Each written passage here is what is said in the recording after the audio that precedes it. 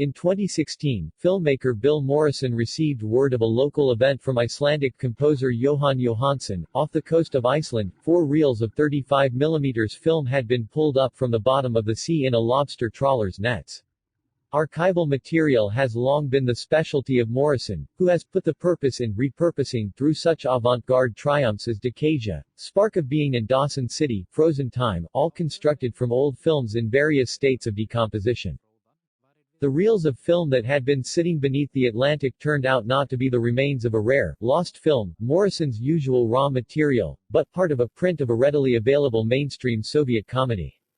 Released in 1969, Derevensky Detective, Village Detective, stars Russian actor Mikhail Zhirov at a point in his long career where he was pleasing audiences more than critics.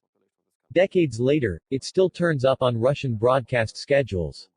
Unprotected by canisters and coated in mud, the partial print of Village Detective was water damaged but for the most part preserved by volcanic gases around the mid-Atlantic ridge. With its pulsing cosmos of splotches, cracks and scratches, the ocean grit creating a sepia effect, the film itself offers Morrison the chance to explore the play of texture, light and disintegration, familiar terrain for him.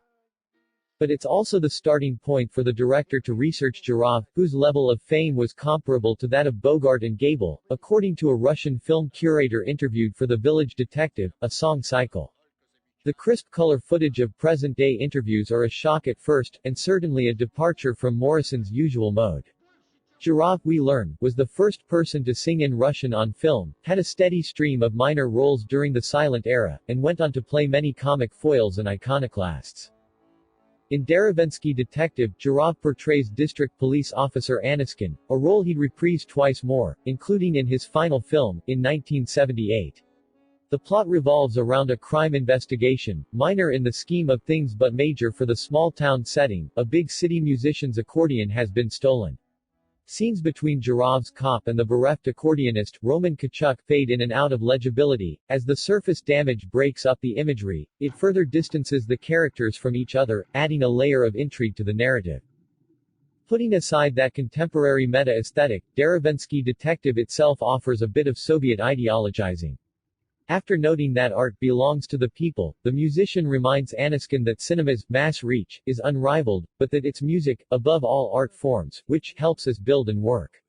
Zhirov's life coincided with the temporal frame of the 20th century itself. He died in 1981 at 82, and with the reign of the Soviet Union, and Morrison offers glimpses of Stalinist-era socialist realism and the lingering effects of political orthodoxy, for a nation, a film industry and Zhirov himself.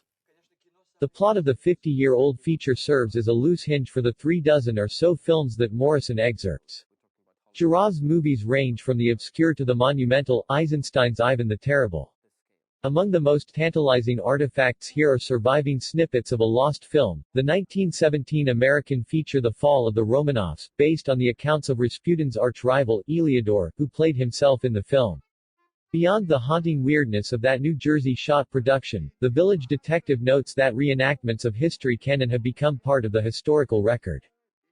The song cycle, part of Morrison's film, is the score by David Lang, which, fittingly, features a single plaintive accordion. The melancholy drone begins to feel like an expression of grievance, a signal perhaps of a quest unsatisfied for the filmmaker and the audience. But if the film doesn't approach the transporting effect or profound resonance of Morrison's previous work, its inquiry into cinematic ghosts is nonetheless distinctive.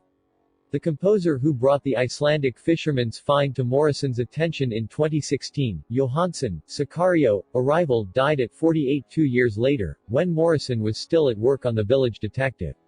In the images of Zhirov's striking actorly transformations through the decades and his merely human aging, matters of mortality course through the film. Morrison asks us to consider a life's work, specifically, what it means to live on, in celluloid images, but also poses questions of a wider scope, what we leave behind, what's lost, and what might or might not be dredged up from the seabed.